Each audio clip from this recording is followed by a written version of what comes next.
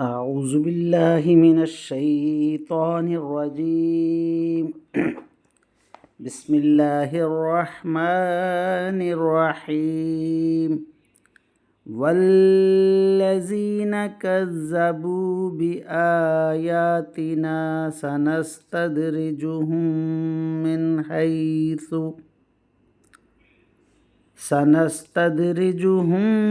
من حيث لا يعلمون وأملي لهم إن كيدي متين أولم يتفكروا ما بصاحبهم من جنة إن هو إلا نذير مبين آمنت بالله صدق الله مولانا العظيم وصدق رسوله النبي الكريم ونحن على ذلك من الشاهدين والشاكرين والحمد للہ رب العالمین۔ ابھی آپ کے سامنے سورہ الاعراف کی آیت نمبر 182 تا 184 کی تلاوت کی گئی۔ انشاءاللہ کچھ ہی دیر بعد عزت مآب راؤ شاہ نواز صاحب انہی آیات کا ترجمہ، تشریح اور تفسیر بیان فرمائیں گے۔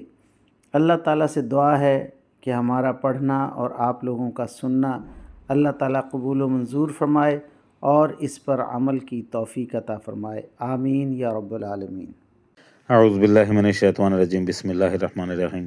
ملتان سے شاہنواز تمام دوستوں کو السلام علیکم ورحمۃ اللہ وبرکاتہ۔ دوستان گرامی، آپ کے سامنے سورہ اعراف کی آیت نمبر 182، 83 اور 84 کی تلاوت کی گئی۔ اب انہی آیات کریمہ کی آسان تشریح ترجمہ مفتی تقی عثمانی کا لکھا ہوا اور تفسیر ابن کثیر سے حاضر خدمت ہے۔ اللہ تعالیٰ قرآن پاک میں ارشاد فرما رہا ہے، اور جن لوگوں نے ہماری آیات کو جھٹلایا انہیں ہم اس طرح دھیرے دھیرے پکڑ میں لیں گے کہ انہیں پتہ بھی نہیں چلے گا، اور میں ان کو ڈھیل دیتا ہوں۔ یقین جانو کہ میری خفیہ تدبیر بڑی مضبوط ہے۔ اللہ اکبر۔ بھلا کیا ان لوگوں نے سوچا نہیں کہ یہ صاحب جن سے ان کا سابقہ ہے، یعنی حضور علیہ الصلاۃ والسلام، ان میں جنون کا کوئی شائبہ تک نہیں، اور کچھ اور نہیں بلکہ صاف شفاف طریقے سے لوگوں کو متنبہ کرنے والے ہیں۔ اللہ اکبر۔ اب ان آیات کریمہ کی آسان تشریح، یہ ان لوگوں کے لیے خطرے کی گھنٹی ہے جو مسلسل نافرمانی کر رہے ہیں اور پھر بھی دنیا کی عیش و عشرت سے لطف اندوز ہو رہے ہوں، اور جنہوں نے یہ خیال بھی نہ آتا ہو جن کو کہ ایک دن اللہ کے سامنے پیش ہونا ہے، کیونکہ ایسی نافرمانیاں، ایسی غفلت کے ساتھ جو دنیاوی عیش و عشرت میسر آتی ہے وہ اللہ تعالیٰ کی طرف سے ڈھیل ہوتی ہے، جس کو قرآن کریم نے استدراج کا نام دیا ہے۔ یہ ایک وقت آتا ہے کہ ایسا شخص اچانک پکڑ لیا جاتا ہے۔ کبھی تو یہ پکڑ دنیا میں ہی ہو جاتی ہے، اور اگر یہاں نہ ہو تو آخرت میں ہو جاتی ہے۔ حضور علیہ الصلاۃ والسلام کو پیغمبر ماننے کی بجائے ان لوگوں نے کبھی معاذ اللہ ان کو مجنون قرار دیتے، اور کبھی شاعر کہتے اور کبھی جادوگر کہتے۔ یہ آیت بتا رہی ہے کہ حضور علیہ الصلاۃ والسلام کے بارے میں ایسے بے سر و پا تبصرے وہی کر سکتا ہے جو بے سوچے سمجھے بات کا عادی ہو۔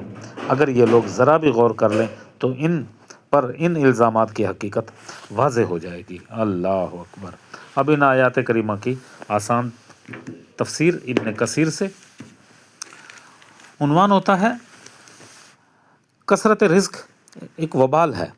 اس کا مطلب یہ ہے کہ ان کے لیے ابواب رزق کھل جائیں گے، دنیاوی مفاد زیادہ ہو جائے گا، حتیٰ کہ وہ اسی دھوکے میں رہیں گے، یہ گمان کرنے لگیں گے کہ ہمیں ہمیشہ یہی حالت رہے گی۔ جیسا کہ فرمایا، انہوں نے جب ہماری آیات کو بھلا دیا ہم نے ابواب رزق کھول دیے، اور جب وہ غرور میں اتر آئے تو اچانک ہم نے ان کو پکڑ لیا اور مایوس ہو کر رہ گئے۔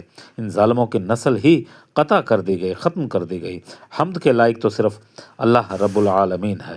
اللہ اکبر۔ اب عنوان ہوتا ہے نبی مجنون نہیں بلکہ اللہ کے سچے رسول ہوتے ہیں۔ ان تکذیب کرنے والوں نے یہ بھی غور نہ کیا کہ ان کے رفیق محمد رسول اللہ صلی اللہ علیہ وسلم کو در حقیقت کوئی جنون نہیں بلکہ اللہ تعالیٰ کے رسول اور حق کی طرف بلاتے ہیں۔ جس شخص کو عقل سلیم ہے وہ اس سے کام لینا چاہتا ہے وہ اس کو صاف صاف تنبیہ کرنے والے ہیں۔ اور فرمایا کہ میں تمہیں اس بات کی نصیحت کرتا ہوں کہ اللہ تعالیٰ کی عبادت اور اس کی تبلیغ کے لیے ایک ایک اور دو دو مل کر کھڑے ہو جاؤ، اور پھر اس بات پر کچھ غور کرو کہ تمہارے رفیق کو جنون نہیں بلکہ وہ تو اللہ تعالیٰ کے عذاب شدید سے ڈرنے والے ہیں۔ اللہ تعالیٰ سے خلوص اختیار کرو، تعصب اور عناد کو چھوڑ دو۔ اگر تم ایسا کرو گے تو حقیقت تم پر کھل جائے گی، اور یہ رسول محمد رسول اللہ صلی اللہ علیہ وسلم سچے ہیں اور تمہارے خیر خواہ ہیں۔ نبی کریم صلی اللہ علیہ وسلم صفا پہاڑی پر چڑھ گئے، قریش کو جمع کیا اور ایک ایک قبیلے کا نام لے کر بلانے لگے۔ پھر اللہ تعالیٰ کی طرف سے عذاب اور حادثات متوقع انہیں ڈرایا تو بعض بے وقوف کہنے لگے یہ تو کچھ دیوانہ سا معلوم ہوتا ہے۔ اللہ اکبر، اللہ اکبر۔ اور صبح تک ایسے ہی بولتا رہے گا تو اللہ تعالیٰ کی طرف سے یہ آیت اس وقت نازل ہوئی۔ اللہ اکبر، اللہ اکبر۔ وآخر دعوانا ان الحمد للہ رب العالمین۔ ہے میرے پروردگار، قرآن پاک پڑھا گیا، ترجمہ، تشریح اور تفسیر بیان کی گئی، اپنی بارگاہ میں منظور و مقبول فرما اور ہمارے لیے توشائے آخرت بنا دے۔ اے میرے پروردگار، جو لوگ بھی ہمارے ان گروپ میں بیمار ہیں میرے مولا، ان تمام کو شفائے کلی کاملہ و عاجلہ عطا فرما۔ یا اللہ، بے اولاد کو اولاد نرینہ عطا فرما، بے رزق کو کھلا رزق عطا فرما۔ یا میرے مولا کریم، ہر بلا ہر وبا سے بچا۔ وصلی اللہ تعالی علی خیر خلقہ و نور عرشہ اجمعین برحمتک یا ارحم الراحمین، آمین یا رب العالمین۔